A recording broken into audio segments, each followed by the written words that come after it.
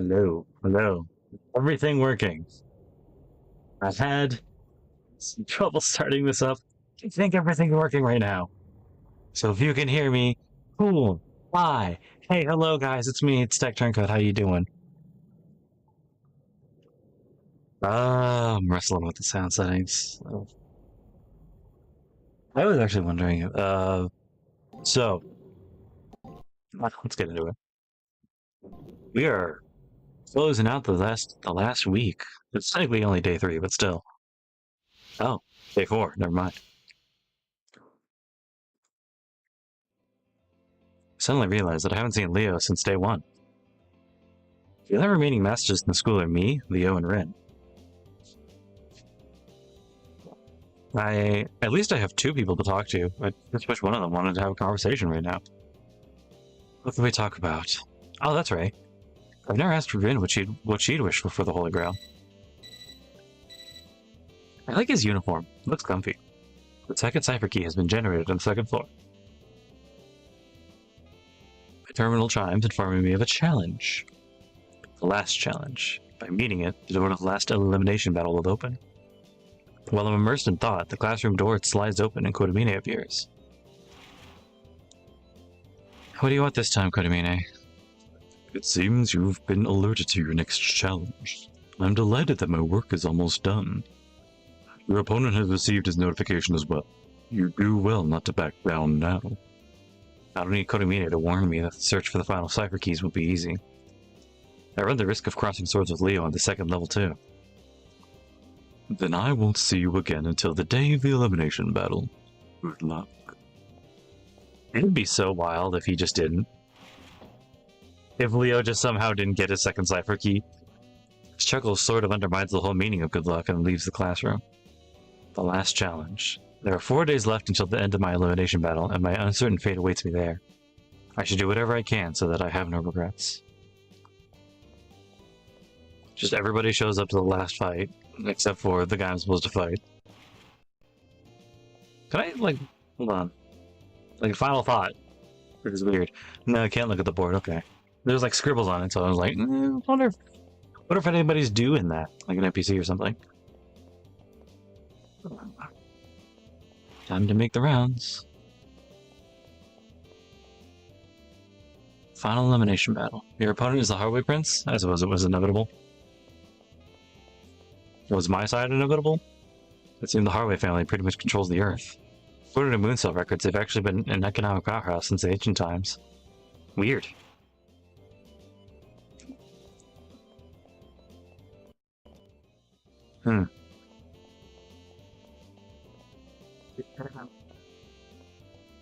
Does that search the bathrooms? Yeah. How could I never see pissing? When I arrive on the roof, I'm surprised to see that Rin isn't in her usual spot. How's it going, Hakuno? Why don't you come up here? Oh, hey. The voice comes from overhead. It's Rin Tosaka, looking at the sky from the top of the entryway. Accepting her invitation, I go to the indicated spot where Rin plops down beside me. He sits like I do, just like a hunched piece of shit. Come to think of it, I don't think I've ever told you the reason I entered the Holy Grail War. I was literally just about to ask you. From out of the blue, she starts into a fairly serious topic. Shrimped up. This motherfucker. As Data, you have no idea what life is outside of the war, so let me tell you some of the basics. For the past 20 years, the world has been in stasis. Things have neither gotten better nor worse. I agree with Leo about one thing. Change ignites conflict, so maybe stasis isn't such a bad thing. That's what I thought at first.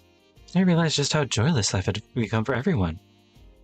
For most people, simple joy was something trivial that's easily overlooked or even dismissed. However, for Rin, the lack of joy or even simple happiness was enough to spur her into action. It seems that in reality, the world is being warped for some unknown purpose. Without change, there will be no chance for things to improve, no matter how much time passes. The only thing that can happen in such a world is that people stop living and merely exist. That's why I oppose the Hardways and everything they stand for. My goal was to overthrow those who have traded progress for stability and given humanity a real future. I fought alongside others for many years, but Arfa's power was too much to overcome. The Holy Grail contains enough power to topple the mightiest of foes. That's why I'm here. After her last statement, she takes a deep breath. She then turns and looks at me, with an anxious, almost worried expression on her face. Don't get the wrong idea. I'm not asking you to use the Holy Grail to make my wish come true. After all, only the winning master has the right to make a wish, not a dropout like me. But I just wanted you to know why I entered it, why I fell. That I am basically a rash and impetuous person who'd choose chaos over complacency. That's all I wanted to say to you. Sorry about making you sit here and listen for so long. With that, she cuts off any further conversation and stares up at the fabricated sky. Right now, all I can do is gaze at her profile. But I wonder why so much of Rin's speech was in the past tense. I can see resignation cloud her expression as she continues to look up into the sky. She's entrusted a great many secrets to me right now. Only the Master who claims the Holy Grail can leave the Seraph. For Rin, days before the final battle will be her... Don't look so down. Don't underestimate me. I've been probing the Seraph every day. Don't worry, I'll find a loophole. And stop thinking about me and start focusing on Leo. Her sudden smile was enough to lighten my mood, make all my angst go away. I doubt there's anything under the sun that would be a match for this girl. Of all the people I've known throughout all this, she's definitely the most important to me.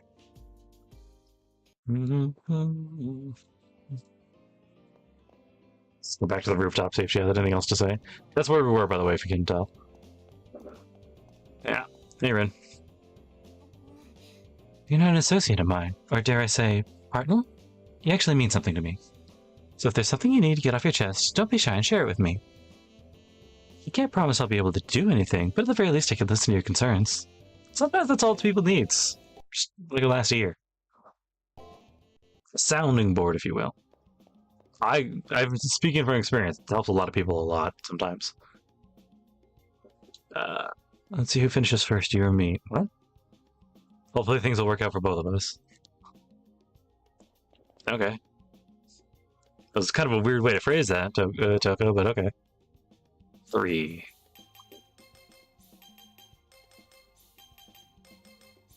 Dun dun dun dun dun dun dun dun dun dun dun. Okay, here it is anyway. Just keep stacking in that magic. It'll be the way we steamroll the hallways. And Gawain, and that whole thing. Any other minor enemies on the way to them? I'm kind of surprised to do a Taiga, but it does make sense. Oh, hey, never mind. Stand corrected, Jesus Christ. Okay to listen to your favorite teacher's absolute final request? Your registration is now closed. The last one, sure. Why not? I know I've been making you work really hard, but this is the final one. List. I have a feeling that somewhere in the arena is an object that grants wishes. If you go and get it from me, I'll promise I'll leave you alone. Really, no more request, ever. You can find it today, only on the arena's second floor. Would you please go get it for me now? So it's a mass search request then, huh? Alright, let's see. Cafeteria Man. Celestial Blade, Scapegoat Charm. Your silver anklet will allow you to use codecasts that greatly improve your servant's abilities. They're far more powerful than any formal wear sold here. Be sure to equip one post-haste. No. I know what I'm about, son.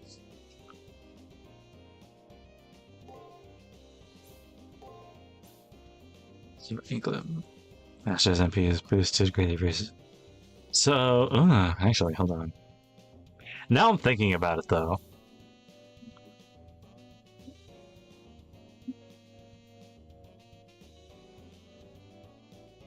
It would be nice for like a bunch of damage because I'm already doing a ton of damage already. At the same time, like I'm gonna have to lose out on like healing or what is it? Or MP regeneration. Well, hold on. Items. How much? 7 HP, 7 HP, 7 HP. Okay. Ether crystal. I have 23 of those. I think each of them is most of the way for a full heal for caster. So maybe. Trial period. Let's see how it goes. Yes. Actually, not right now. But we will try. We will try it out. It's just some other configuration that I gotta run my equipables first. Oh, hey. If it isn't the little lord himself. How's it going, Fancy Pants? The younger Harway stands in the hallway, a red-clad prince waiting to grant me an audience. It's Leo. It's okay. I didn't bring Gawain with me. I have something I wish to speak with you about. Leo's words disarm me. It's true. Gawain, who is usually at his side, is nowhere to be seen. When you fought my brother, I did not expect you to escape digital to death. You bested him, though. And it is a credit to my brother that you have held out until the very end. Thank you for that. You have my gratitude. It's hard to tell if he's agitated about his brother's death since he's thanking me. Could any normal person be so calm in this situation? It gives me the creeps to listen. My brother was weak. That's why he was selfish and defensive. When he said he believed me, he really just believed his childhood promise to his mother. But it must have been happier that way. Leo's mother was the woman who Julius mentioned at the end, and the one who wished Leo well. Then he must have been happy when he died, remembering that face and that voice. At least I think so. Anyway, you did well by my brother. I would want to thank you, and I know he would want to thank you. Hold your tongue. Fuck, I forgot the voice I gave him. No! Whatever. Hold your tongue, Leo. There was no need to converse with your enemy at this point. I told you not to manifest Gawain.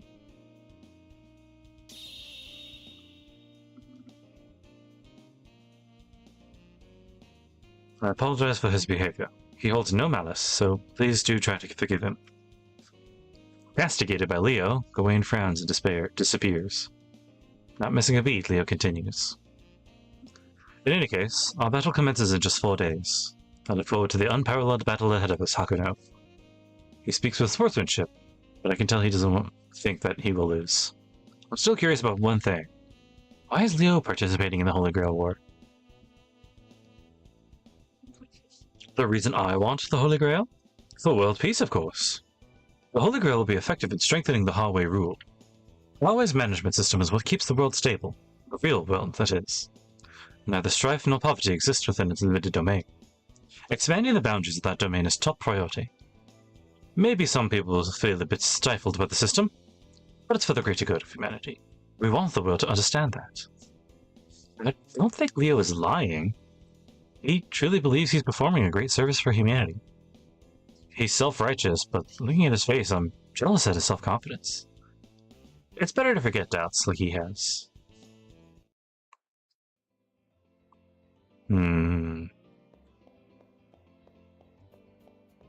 So obviously by now, we know that, well, if you've been watching along with everything that I've been doing, it's kind of become, well, we know that, the Nasuverse, quote-unquote, is like its whole universal, multiversal system. Hey, Caster, how you doing? Oh, a new thing with you. Oh, wow, what's happening? What's happening right now? The time remaining in this place has dwindled down to a few days. While I have no attachment to this virtual world created from ones and zeros, I am intrigued by it. For example, what is the world outside of this school created for the Holy Grail War like? Whose memories and what world's history was used to create this artificial reality?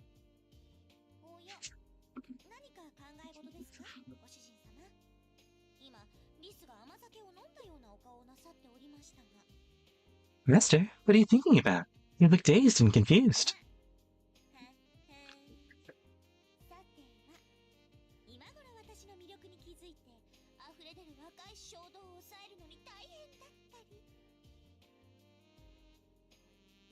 No one needs to calm down sometimes.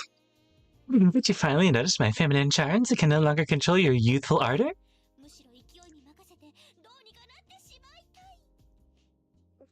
Or is it that you just want to give in to your animalistic urges and see...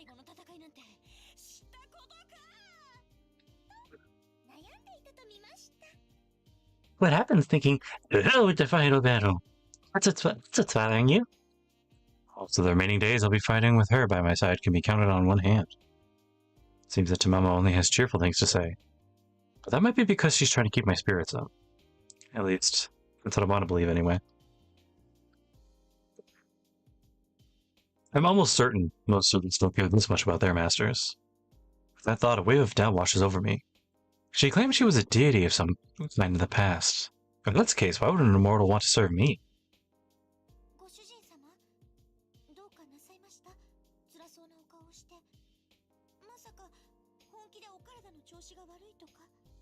Is there something wrong, Master? You look unwell all of a sudden. Could you be really ill? Could you really be ill? No, I'm just being paranoid. She may be overly playful and teasing at times, but I know that Tamamo really does care. Despite usually leaving well enough alone, I went ahead and asked, wanting to know more. Especially why a heroic spirit like her is so devoted to serving me. Oh, by the way, shit, I totally lost it earlier. I don't know where I saw it, but as I was doing my casual browsing, oh, that's right, it was on Tumblr. Maybe I'll put it in the description later. Somebody, hold on.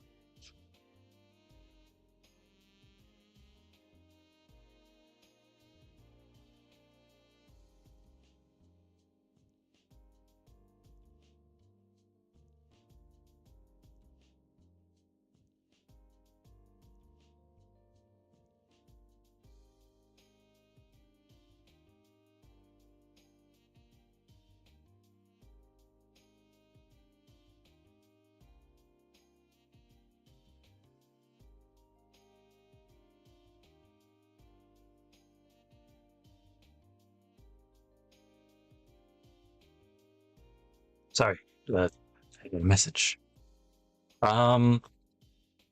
Somebody, while I was doing my casual browsing, somebody had posted a link to basically every Fate property, and like where to download it. It was like, it really would have been helpful, like, I don't know, 2-3 years ago, because it was all of Fate Stay Night. It was all of Hollow Atraxia, which I think I mentioned in the Twitter post. That I used to get it. Oh yeah, here it is. Let's link to Fate Stay Night with the Ultimate Patch, Hollow Atraxia, and the Fate Extra sub-series. And then a bunch of other like manga novels too, which is really cool. I'll post it in the description maybe, so that you guys can take a look at that. But one of the things that it did in the extra sub-series thing was that it had a better translation, so that it wasn't Legendary Soul, and more in line with what Fate kind of goes with nowadays. Yeah. It also includes Triple C in that, so I'll see if maybe I can do something to my download of Triple C before then, but we'll see. Anyway.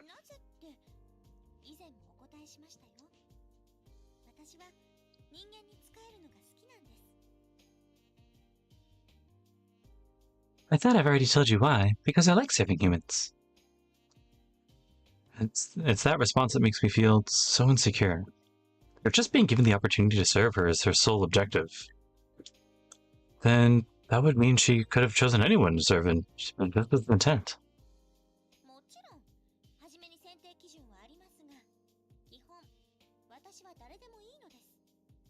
Of course, I do have my standards, but in general, anyone would be fine.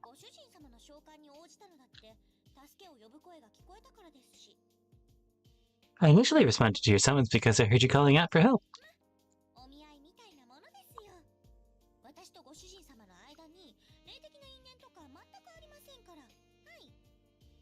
This is bumming me out, man, a little bit. It's almost like an arranged marriage. I mean, there's absolutely no spiritual connection between us. Smile on her face as she says this makes it even harder to deal with my conflicted feelings. I'm even just slightly disheartened at the thought that Tamamo would be perfectly happy with anyone.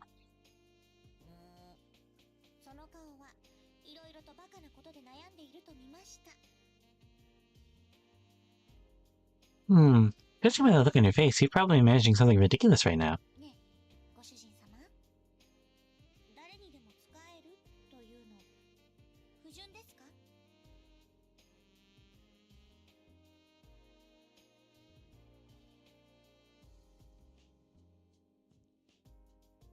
follow-up messages. Anyway, Master, do you actually believe it's a bad thing to be able to serve anyone?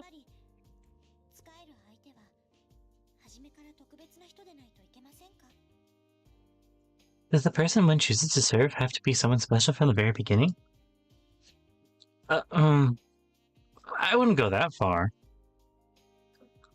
If I thought about it rationally, it'd probably be worse to choose who you'd serve based on the sole personal preference. You don't have to take a person's humanity into consideration in order to be useful to them. It means more to serve a person with respect to what that person hopes to accomplish.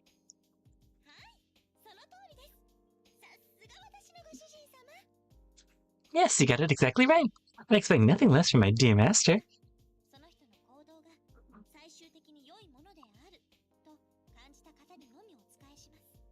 I will only serve those whose intentions and actions are ultimately good.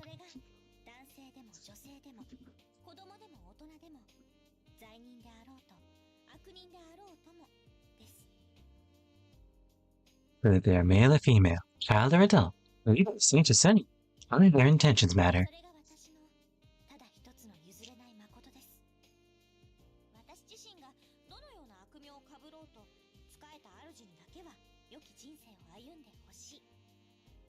That is one principle I will never betray. Regardless of my notoriety, I want to be the one I serve to be content.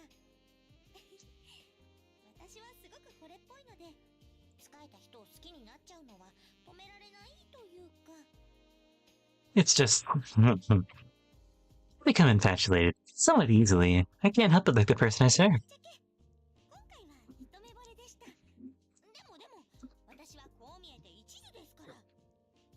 But this time it was love at first sight. Seriously, I'm being completely honest. If I devote even just a tiny bit of myself once, I'll stay with the one I serve until the very end.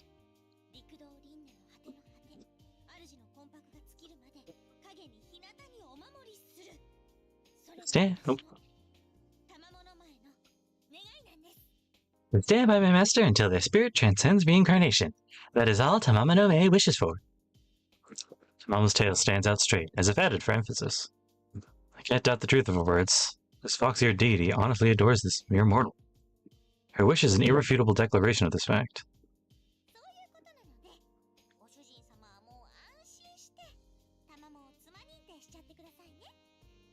That's it exactly. So stop worrying and just acknowledge Tamama as your blushing bride.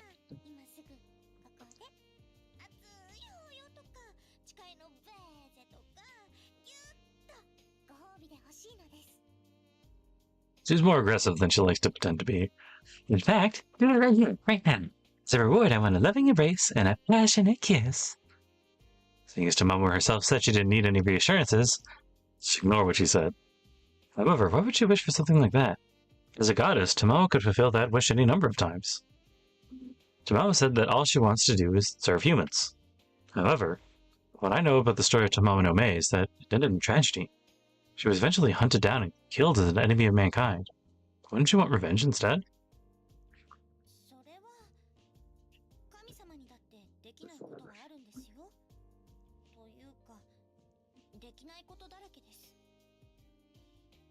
That's because... there are things that even a goddess like me cannot do. Well, several things, actually.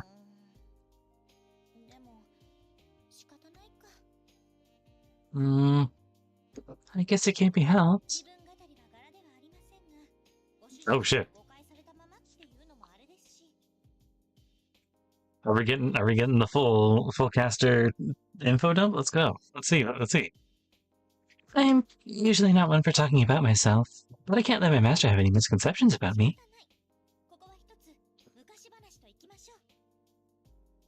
Alright, it's decided. We'll sit back and listen to a tale of bones.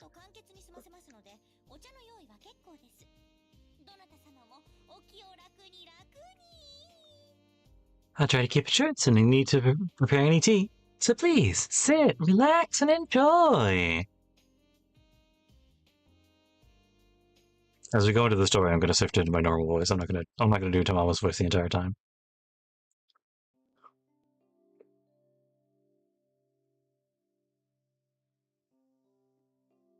Producing a set of wooden blocks used in traditional Japanese theater to signal the start of a show, Tamamo begins her story. Ding ding. It's an ancient tale of her birth that had endured for the years to become a part of folklore.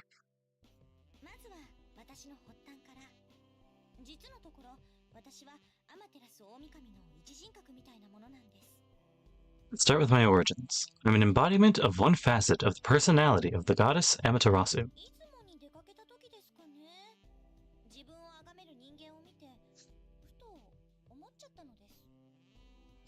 The fascination with humanity began when I first left for Izumo, observing those who worshipped me.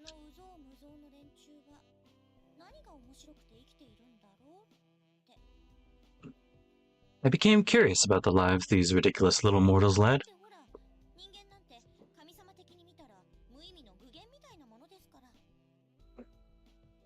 Seriously, if you look at the humans from the perspective of divinity, they're beyond inconsequential. I really can't say anything to argue. I feel like how humans view ants and cockroaches. However, though I may be just a data stream in this place, I'm still human. I wish I'd be a little bit more tactful, I guess.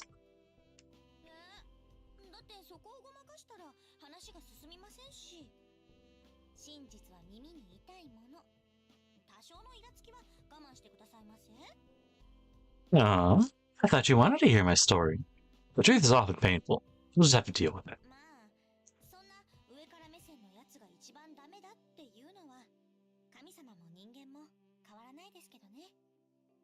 And anyway, the relationship between humanity and divinity will always be one of inequality.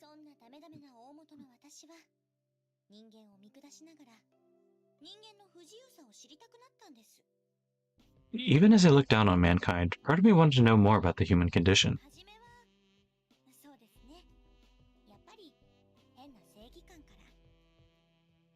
I mean, my fixation sprung from, I guess you could say, a weird sense of justice.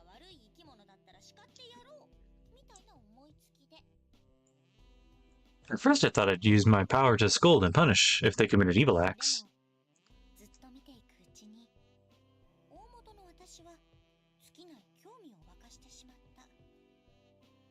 However, as I continued to watch mankind, my curiosity grew more intense.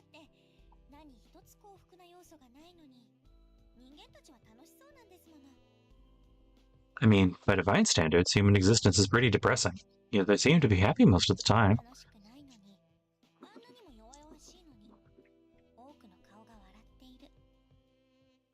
Even if their circumstances are dire, and they themselves are weak little creatures, they're usually smiling.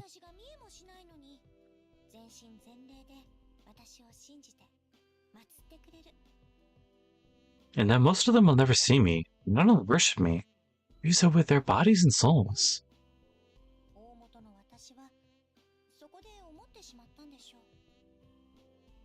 That's right. That's when I had an epiphany, for lack of a better word.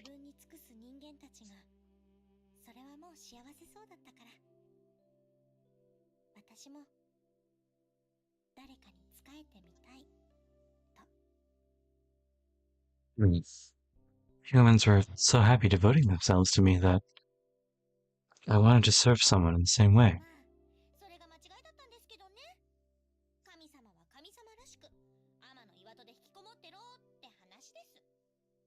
And boy, was that a mistake. A god with any sense should just stay in the celestial cave where they belong. In an obvious attempt to cover her sudden bout of melancholy, Tamamo forces out a chuckle. It's from this point on the legend begins. Driven by curiosity, she points at the courtesan, Mizukume. And as she was incarnated as a young human girl on Earth, she lost all memories of herself as a goddess. Mizukume grew to be a true beauty, and the then Emperor of Japan, Toba, fell in love with her at first sight. However, their passionate love affair wasn't to last. The diviner of the royal court identified Mizukume as a fox spirit, and she was forced to flee this place. Alice. It was never discovered whether Mizukume was just leading the Emperor on, or if her love for him was real. The story of Tamamo no Mae has been told countless of times in endless variations over the centuries.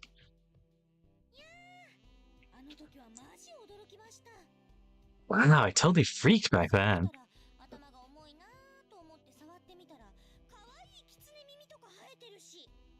I woke up one morning thinking my head felt heavier. It was then that I discovered these adorable fox ears. It's a lot like what happens to the unsuspecting heroine in manga and comic books.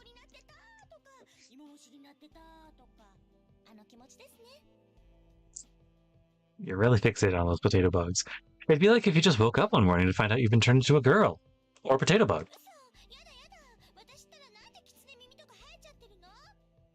My first reaction was like, no way. Do I really have fox ears growing out of my head?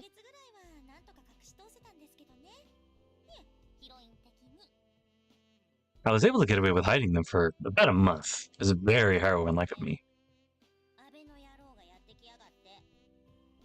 Then that jerk Abe came along. Abe no Saime, probably.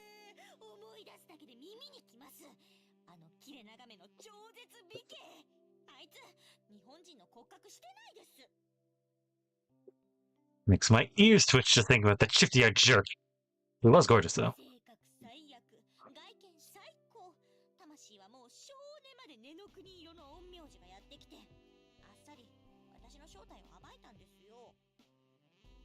Poor idiot handsome diviner with a soul as black as the underworld just blurts out my identity.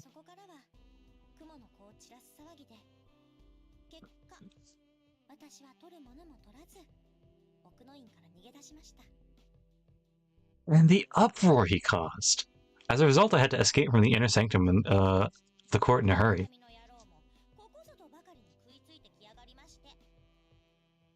That insult to injury, even the stupid dog spirit Inugami joined in the chase of yours truly.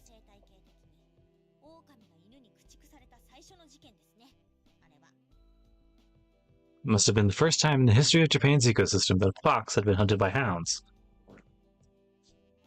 Tamara was speaking in a normal, cheerful tone, but the actual event must have been terrible to experience. To wake up one morning to find out that not only had your body changed, but that you're no longer a human being.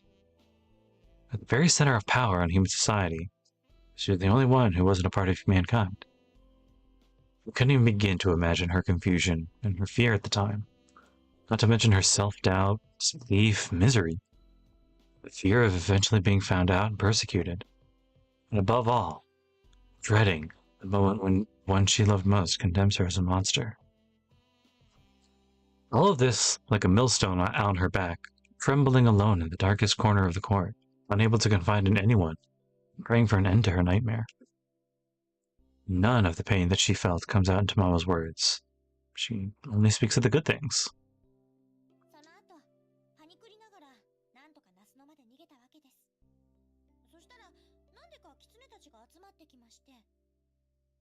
Somehow I escaped to Nasuno.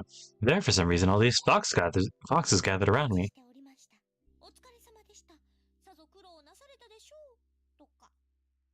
They said things like, "You've come a long way. What a rough journey you had. You did a good job," stuff like that.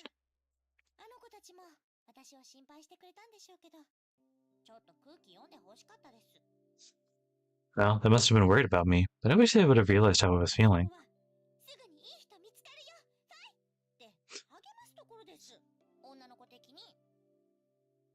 As a girl, I thought they should have been more encouraging, like, "You'll find someone soon, keep at it." Stuff like that. Oh, this looks like Arya from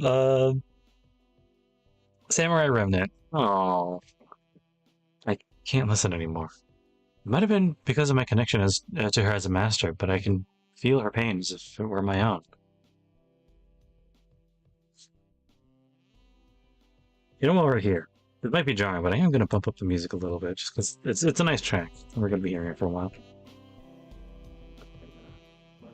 So Mom was putting up a brave front in the here and now, but I could feel the tears of the scared young girl sitting alone in the fields of Nasuno, hunted by those who claimed to love her, and forcibly separated from those she loved. It was only after being surrounded by fellow foxes that she realized who and what she truly was. What a fool I was. It was in the comfort offered by the foxes around her that Tamama no Mae said those words to herself. She was betrayed and hunted down by humans who feared her. She did nothing wrong. She only tried to help them prosper. She was forced to flee the village she considered paradise simply because she wasn't human. Quote unquote wasn't human.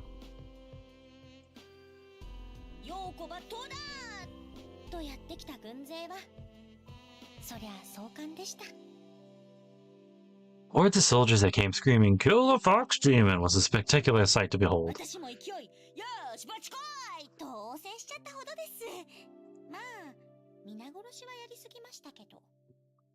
And I was like, alright, let's do this, and fought back. I did go overboard and killed everyone though.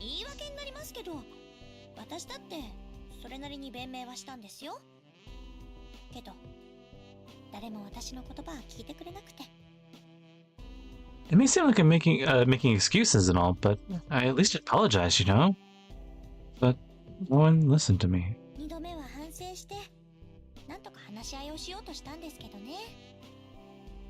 After the second such encounter, I was regretting what happened and tried to reason with them.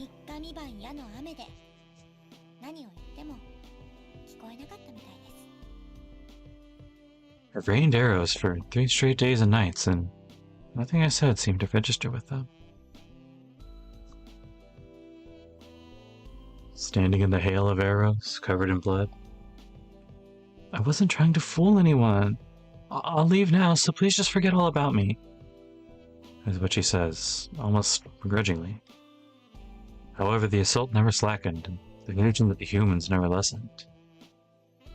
It was then she realized how narrow-minded they are, how much hatred they hold, how self-righteous they could be, and how truly fragile and inhibited yet precious their lives are.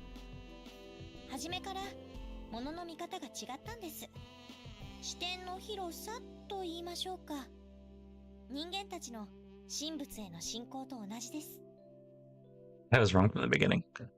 Much like humans and religion, my perspective influenced my beliefs.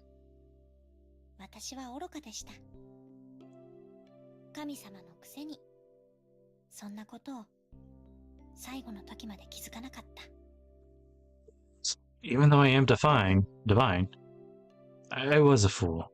I didn't realize my mistake until my final moment.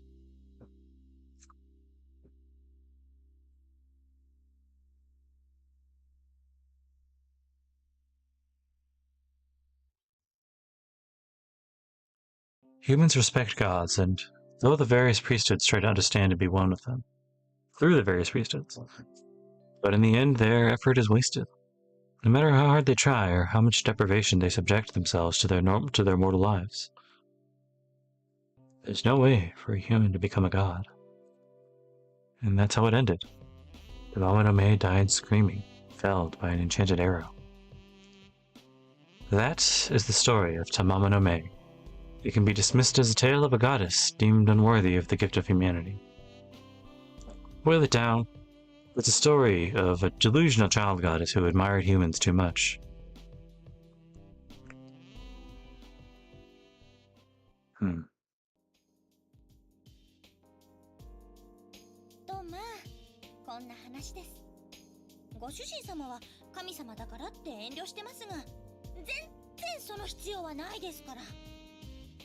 Well, that's everything. I know you feel the need for decorum as I am a goddess, but there's no need for that.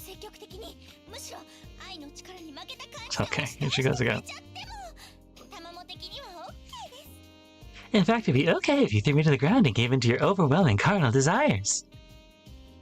Even as she finishes her sentence, the wild fox girl leaps at me. Oh my gosh. She's obviously playing around in order to lighten the mood. Or maybe not. She's actually pouncing on me. I can't my servant stay serious for more than a few seconds. We're gonna cut away and then come back. Oh. I've been rejected? And you to run away from?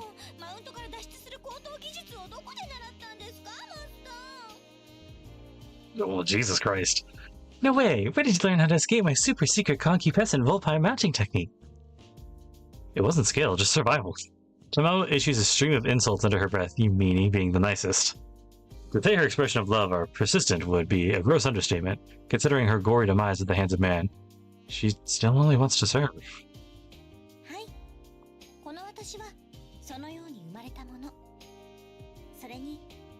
誰かの人生に寄り添うのは嬉しいのです。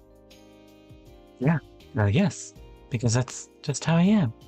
That, and it makes me joy to be an important part of someone's life. 人間ではない私ですが、人の人生の一部になれた気がして、胸があったかくなります。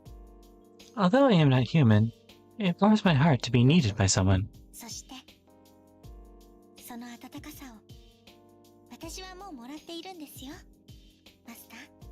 To add to that, I've already experienced this feeling of warmth, Master. 私はあなたのサーバントです。私が使いたいと焦がれる魂を持ち、好きになってしまったお方です。 I'm your servant. My soul yearns to serve, and I have to confess that I've come to truly like you. かつて私は人間になりたいなんてわがままのせいで世界を敵に回しました。それは摂理への逆行であるからです。 I once made an enemy with nature due to my desire to be human, which went against divine providence. 今は違う。ご主人様に仕えていたい。 But it's different for me now. I want nothing more than to serve you, my dear master. 人を愛し、私欲で守ることを摂理が正そうというのなら、私は今度こそ自分の意志で世界を敵に回します。 If us gods who love humans have to protect them in spite of the divine providence, then so be だ it. からどうか最後までおそばにいさせてください。 So please allow me to stay by your side until the very end. ご主人様が何者であれ、私の愛は変わりません。 Regardless of what kind of person you turn out to be, my love for you will never change. 水天日光アマテラスの雫石、横島な私利私欲で砕け散るその時まで、あなたの森を務めます。 Until my selfish desires shatter to pieces with my eightfold blessing of Amaterasu, I will protect you. Although that's what selfish desires comment worries me, Jamawa's declaration makes me truly happy. For one like me who had no future and no place outside this era, she instills in me the desire to stay alive. Its long struggle is coming to an end, and the enemy I have yet to face is undeniably powerful. But I no longer feel any unease. For now, with her fighting by my side, I need to keep focusing on obtaining the Holy Grail, making sure that I regret nothing I do along the way. Damn.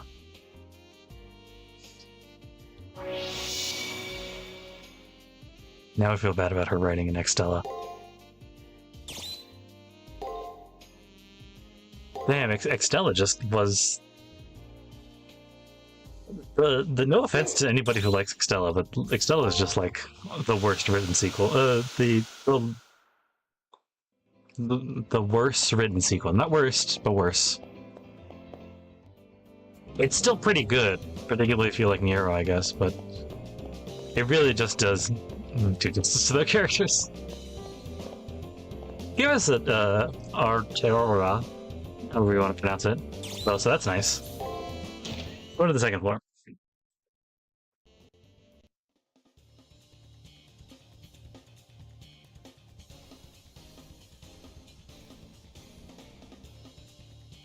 The Holy Grail is only for the mage strong enough to take it. What's true strength? What is fatal weakness? Oh, that's right.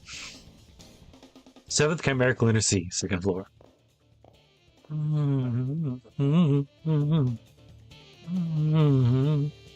This is cool. Is that dolphins? Ooh, the sun's out. We've been underwater this whole time, but now we can see the sky. Yeah, it's dolphins. Master, this is the final area. Let's give it our best. Last area. These are the final few yards in the long journey towards the Holy Grail. Whatever happens, this is the end. So, why does this brilliant sun fill my heart with such unease? I haven't fought Leo once since the finals began. It's still unclear how powerful his servant is. He's a Knight of the Round Table, one of the Arthur's Chosen, Gawain, the White Knight. I wonder if my abilities are a match for his.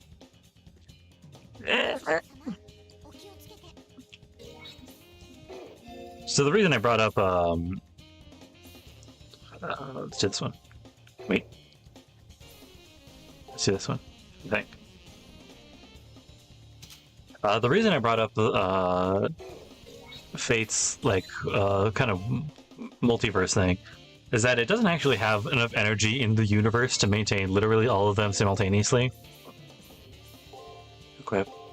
Where is it? Boost MP, boost MP, boost MP. Wait, nope, I'm looking at the wrong thing. MP heal. There it is. So it actually, this is actually what Grand Order is about, loosely. So the universe at large has a method for which it prunes away timelines that it deems are kind of unfit to continue. Sodom's Gate. Wait, I fought these before. I don't remember the pattern of these guys, so I'm just gonna go for it.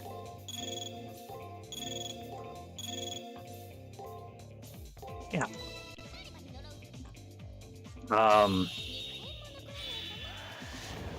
And it has a couple things that it deems like, hey, you can't keep existing here, universe, or timeline. And what they are is timeline that has been completely destroyed, utterly wrecked. There's like fucking nothing there. These are timelines that literally cannot continue because there's nothing living there worth advancing and continuing for. Staff of Rebuke.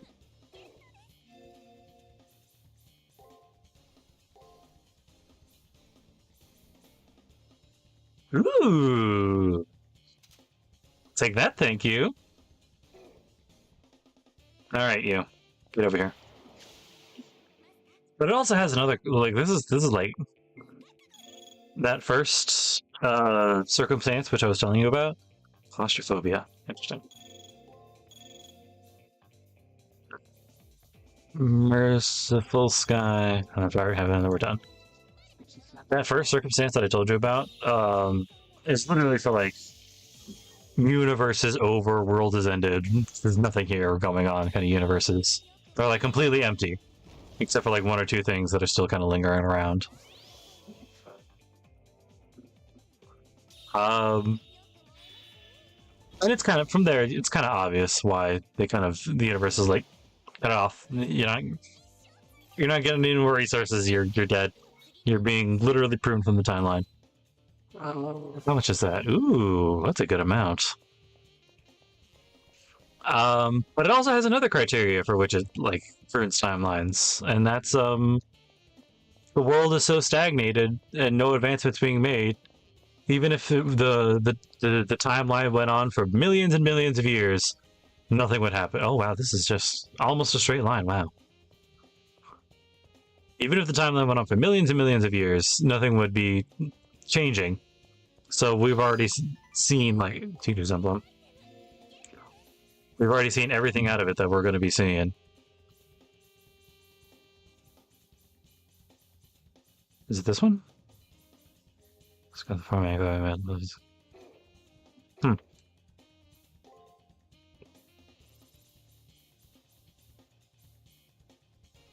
A simple red data chip. Huh. Weird. I didn't get anything on based on that. Unless that's the thing that the Tiger's looking for.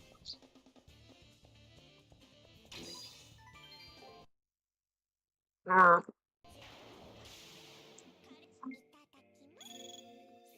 gonna do that. We're gonna do not the Land of Eternal Bane, we're going to do the Merciful Sky and the Fire of Heaven. Each Nissan.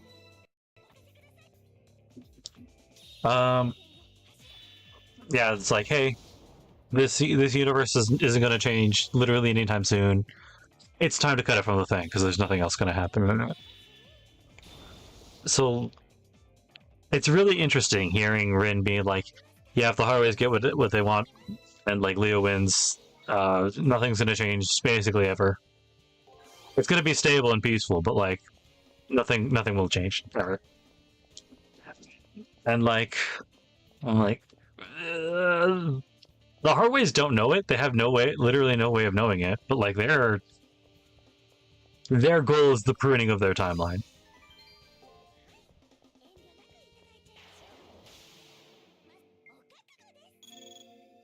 I'm just gonna assume it's the same situation.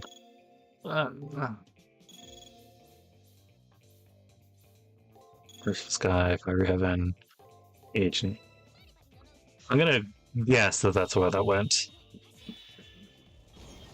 Delightful.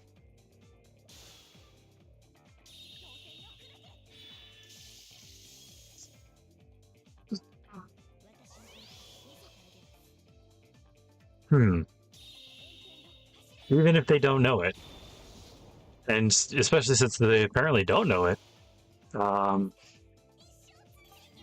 just think it's really interesting that, like, Nazu... I don't know if they intended to write it this way, but, like, even though most people will never know it, like, this is... If we don't stop them, they're going to end basically the universe. What is happening? What is that? Photo cave. We'll do that. And we're just going to...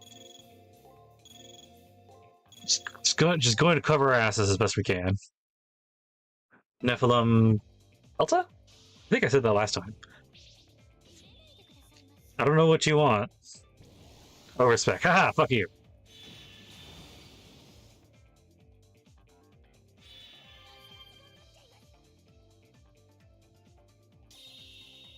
Would be like being turn skips, dickhead. I feel like I had something else that I was starting to tangent on initially, but then I just forgot it. Being overwritten by my other tangent. Oh yeah. Ah shit. Ow.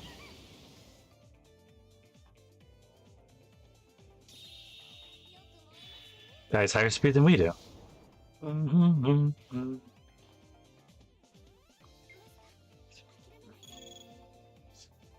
gonna assume he has the same pattern. So what we're gonna do is we're gonna MP heal. We're gonna photo cave.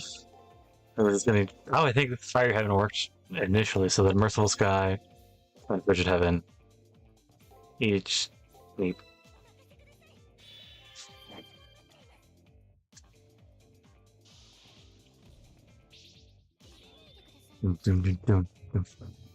Overspec. Didn't bother healing because it's going to be greatly reduced. Fiery Heaven. Yay. Into Merciful Sky. Into Nuclear Bomb.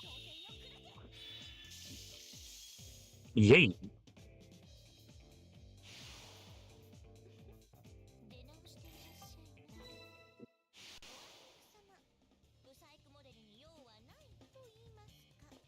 That sucked. Stress a significant amount of HP. Oh yeah, wow. We're also gonna use one of these.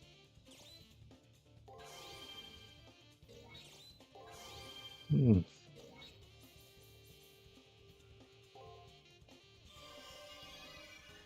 map is no longer effective.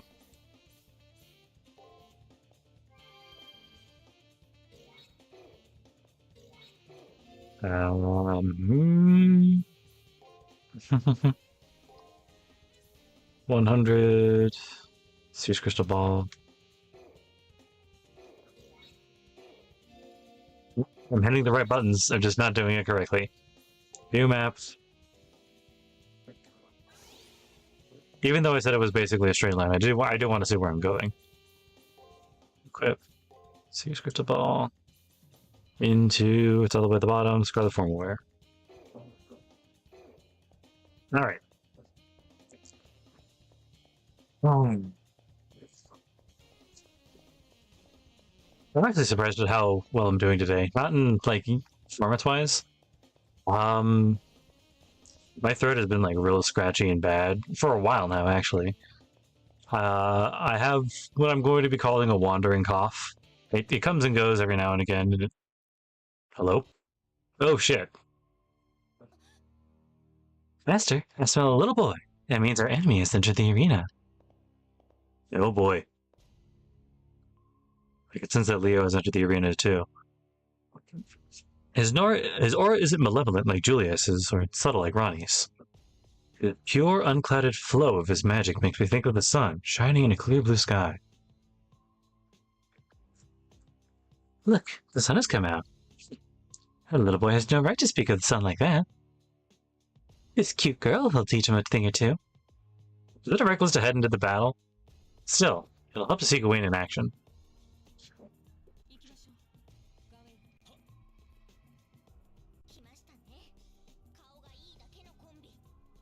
It's a pretty boy duo. Let's go find an arena to fight them in. This is time our opponent is going to feel the caught in a trap. Let's go attack them. Okay, caster has a fair point in positioning myself for attack. Okay. Let's hang out here. It's like a major choke point. Hey guys! There he is. When we reach where the passageway empties out into an open space, Leo appears on the other end. In exchange, I cast a quick glance with Caster before we jump out in front of Leo. To his credit, Leo doesn't react, other than smiling like he just ran into a friend. Hello, Hakuno. And hello. I don't believe we've been introduced. Nice to meet you, Caster. I look forward to fighting you from the bottom of my heart. Oh, really? So what if I said let's fight now? Do you want to? Step back, you foul demon woman! You shall not sully this gentleman with your evil hands. It's all right, Gawain, though. I feel enticed. How odd. Please accept our challenge, as I would like to have a taste of my opponent's power. As you command. As you command. At Leo's signal, Gawain readies his sword. He somehow looks more hulking when he does so. Gorilla Man. Good puppy, listening to everything your master says. So boring. I have no need of amusement, at least not when your ears are so amusing. That is a joke, of course. Foxy's isn't my cup of tea. What? I thought this guy was an uptight snob, but has he really said something? But he really said something not horrible? Be silent. The way of the knight is obedience. The sword draws from my king, and I draw it for him alone. The holy sword and my body are vessels for the will of my king. The holy sword.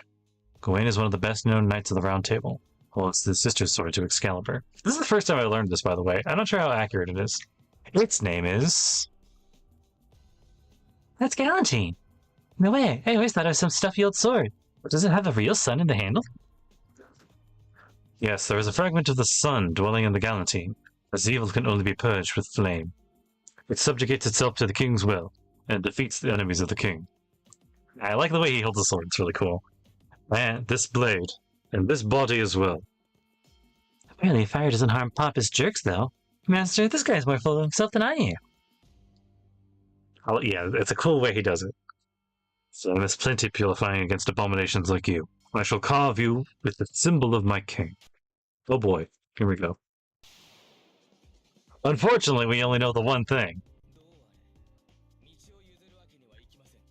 This can get hairy. Bro, I hope you don't mind if I just really sort of... Especially since I only know the backhand end of it. Let's just go for it and hope for the best. And then heal, frigid, fiery, frigid. Because I know it'll work.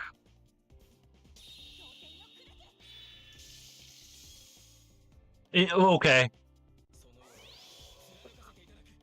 That was before he even did Divine Aegis, which I assume is going to be doing more defense. Okay.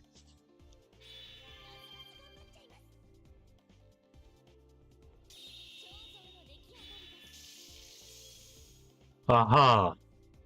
Interesting.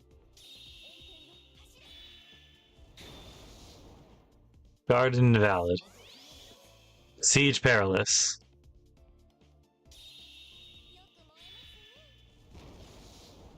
So I guess this one isn't afraid to wear his belt, huh? In the story of Gawain and the Green Knight, to abridge over some things a little bit, he He's given a belt that basically makes him invincible. Charm Spirit Theft. I wonder...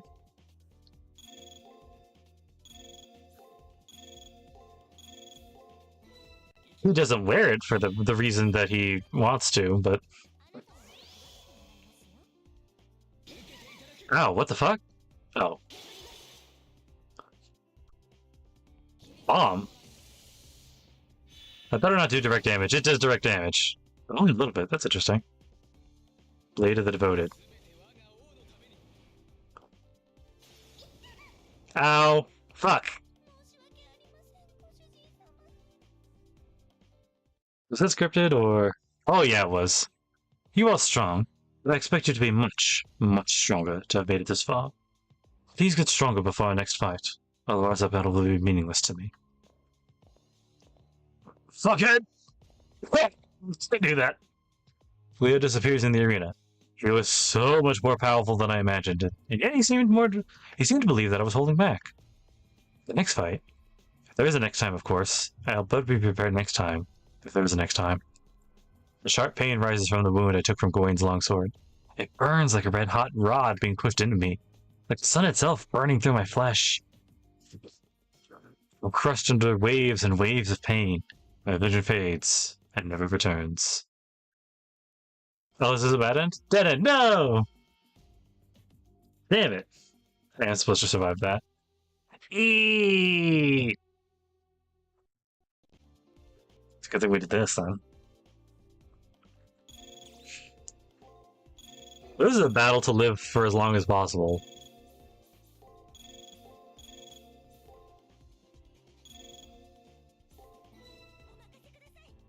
Like, beforehand, we could have maybe, like... With literally everybody else, there's, like, a possibility of, like, beating them. I don't think we have that possibility right now.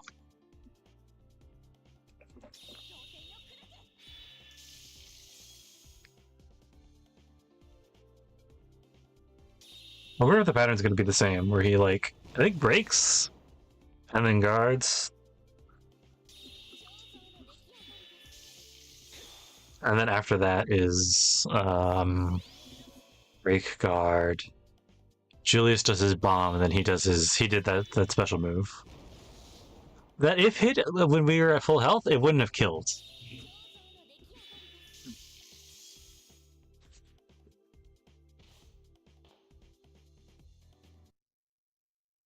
So what do we get? What do we get? Interesting, interesting.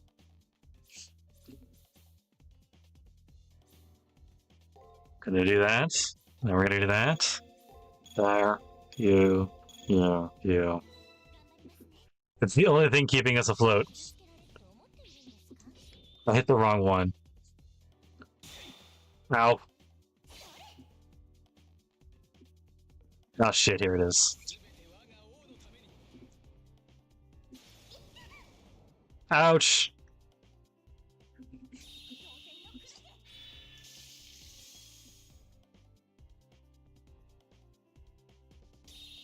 Oh, cool, I can use Middle Phantasm. I'm not going to, but I can. An option. I wish the way the Noble Phantasm works is that for the next round I get, like, a full suite of free attacks.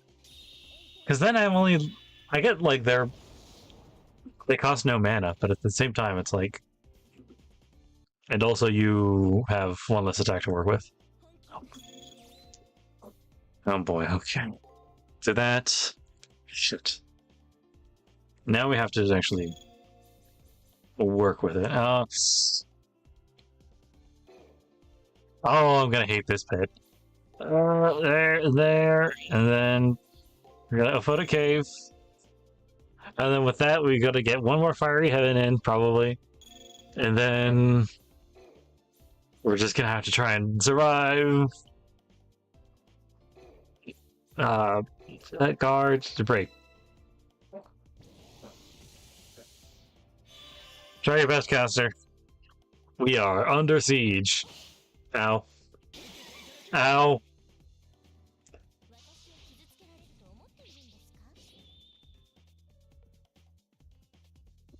Blade of the Devoted. Ouch. I actually could have done one more. Fuck.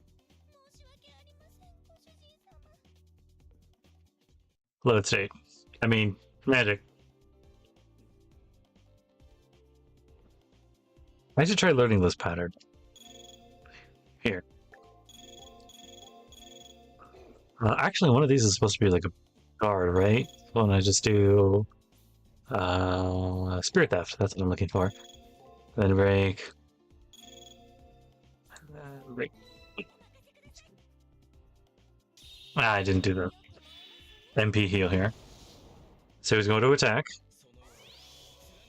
He's going to use a normal attack. Oh, we don't know that anymore, because even if I guess right, it doesn't do it. Right, because he's not taking damage. Shit. Eee. Alright, if we want to learn the pattern, it may take some doing. He's also faster than us, I realize, in skills. So that Siege Perilous is also a free one. So we get 2 at the end of an attack here. Good. Shit. What can we do? What can we do? There. This one is still, he's definitely still going to do that, so let's go for the Soda Cave, Frigid Heaven, Guards, attack. Oh, also, another thing that I just remembered. Nice. I just remembered the, I talked about, like, a different version with, like, ow! Really? With different translations. They also, really? Ouch! Fuck! Alright. This is gonna be something else. Before I get distracted again, they do,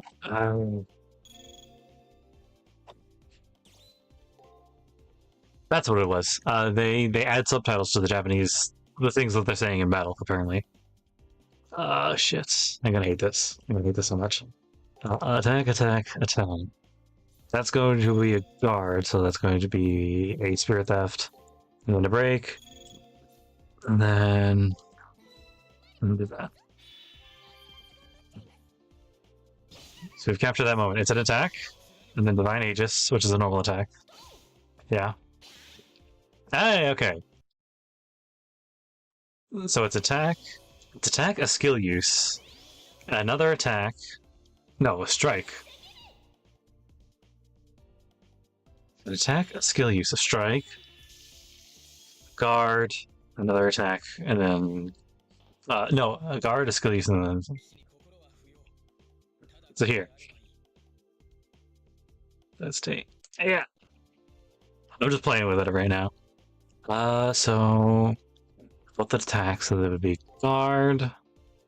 He's using his steal here. Spirit theft.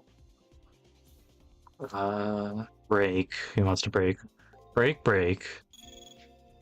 And then MP heal and Frigid Heaven. It still did 38 damage on block.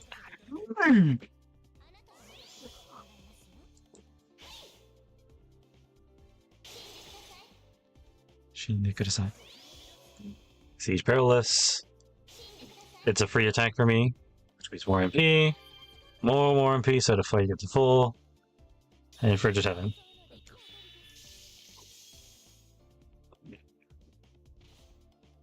Alright. Okay.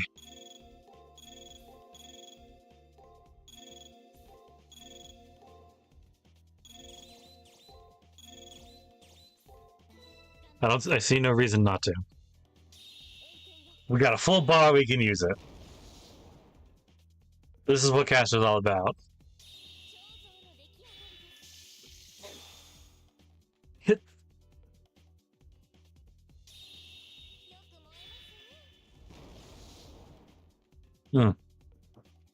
Basically, I have a.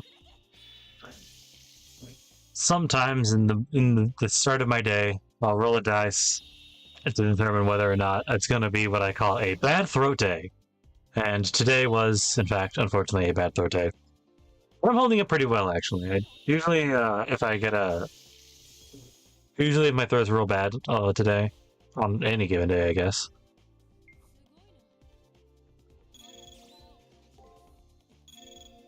Yeah.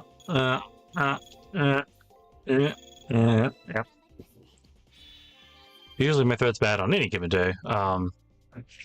It can, just talking, like normally, can, for any prolonged period of time, I guess, can lead to like really bad, like real bad coughing. Like I taste blood at the back of my throat, bad coughing.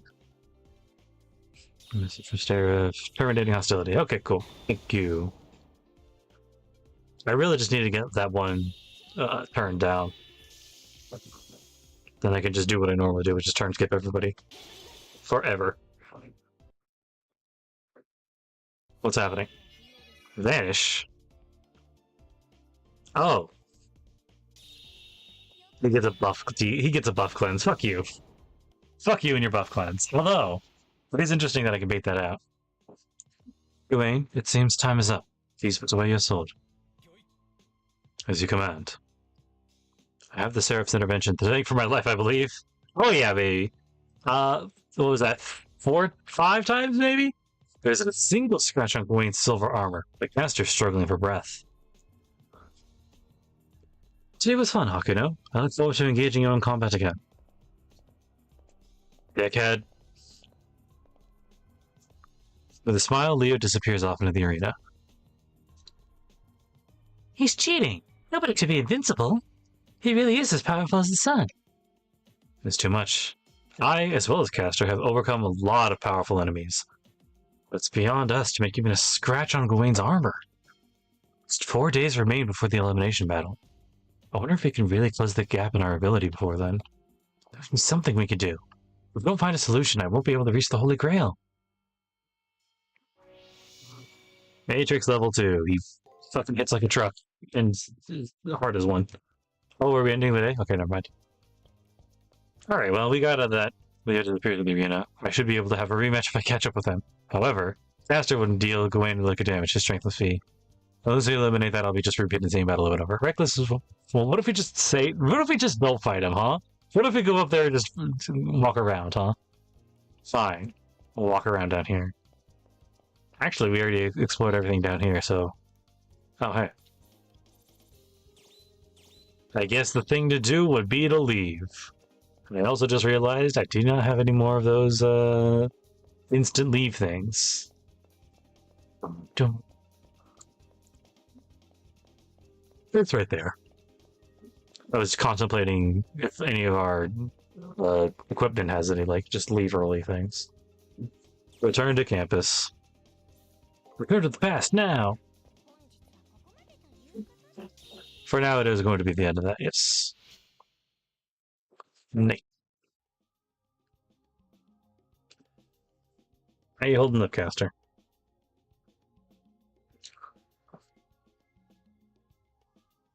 I think I couldn't even nick him. It's not fair that he's got that rock hard of a constitution. It is just my animal intuition speaking, but I'm sure he's got some trick to that invulnerability. If we win, we can discover his secret in the next 4 days. The power of love is on our side. We'll win if we discover his trick, yeah. To the Matrix screen! Excalibur Galantine, the resurrected sword of victory. The Knight of the Sun, Excalibur. Excalibur Galantine, the sword of Sir Gawain, and the sister sword Excalibur. It is said that, like Excalibur, Galantine once belonged to the Lady of the Lake. However, its legends have been overshadowed by its more famous counterpart, and therefore very few people know of its true significance. Another difference is that while Excalibur is said to absorb the light radiated from the earth, Galantine reflects the warming rays of the sun. I don't know that I've ever heard that before, but thank you. Knight of the Sun. Well, King Arthur was ruled by the movement of Artemis? What? The goddess of the moon. Sir Gawain drew his... Really? I don't know that I believe that. Sir Gawain drew his strength as a knight from the sun. It is said that his powers are at their greatest when the sun is at its zenith. So it's a good thing there's a fucking sun in this fucking field. Excalibur. Arthur is said to be the mightiest of all the kings to rule Britain, and is believed to have ruled sometime in the 5th or 6th century. The sword is said to have proclaimed his right to rule, was bestowed upon him by the elemental known in legends as the Lady of the Lake. The entire episode was passed down, and the story is collectively known as King Arthur and the Knights of the Round Table. Cool. Let's go read on Castor a little bit more. Dakini Deva. While Tamama no Mae is generally believed to be a nine-tailed fox spirit, with many of its attributions associated with the tantric deities known as Dakini, it is frequently mistaken by many as one of the Inari, or sometimes even a manifestation of Buddha. In the Fate Extra universe, Tamama no Mae is a soul that was created from the essence of the sun, goddess Amaterasu, and as such is not merely an earth spirit, but is actually a unique facet of the goddess from which she came. With this being said, it'd be a monumental mistake to classify her as one of the many human-spawned legendary heroic spirits. Interesting. However, she willingly embraced the role of a heroic spirit so that she could, in her own words, become a good wife. By deliberately accepting the limits inherent to the role of a servant, many of her original powers have been sealed away. On a final note, as most deities are neither truly good nor evil, there are instances when Tamama no Mae can be summoned as an evil spirit. Should this happen, she will be transformed into a hideous monster capable of defeating 100 heroes at once. In fact, when in this form, she is considered one of Japan's great 3 monsters.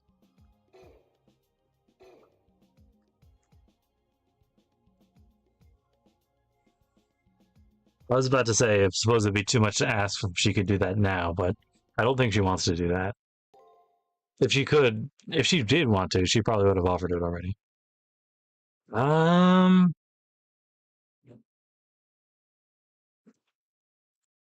What would that be? Day 4, so we're going to day 5. You know what? It was kind of a long one, even though it was only one day. Let's stop it here. That's you could probably do that with the keyboard if I'm bothered.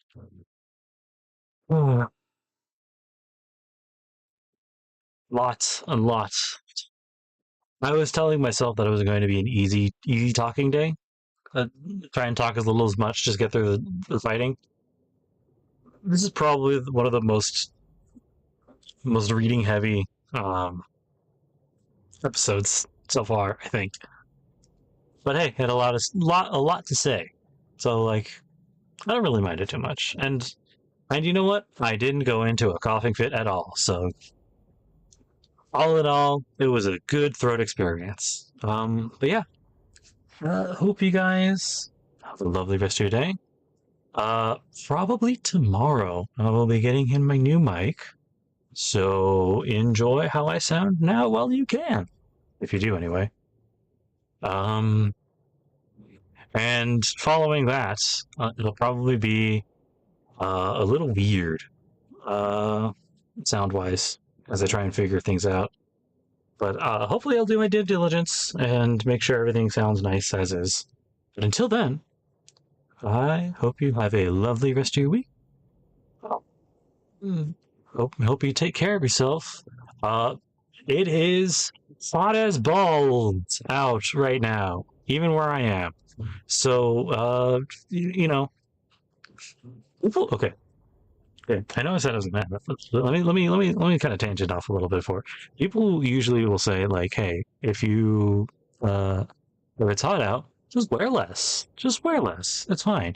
You know, if you put on something super baggy but covers your entire body, you have. I guess that something works if you're in like a dry heat area though, like a desert. But if you put on something really baggy but covers basically your whole body, you're getting free shade. And because it's a dry heat and not like a moisture thing, like most of the heat is coming from direct contact of the sunlight on you. If you just cover up like that, you're like pretty good. But if you're in a humidity area, you may just want to, wear less, drink often, do the best you can, stay indoors. If you're in like a dry heat area, stay indoors, all that stuff. You don't need me to tell you how to avoid the heat. You know your area pretty well, probably. Just take care of yourselves you guys. And yeah, have a great rest of your week. Later.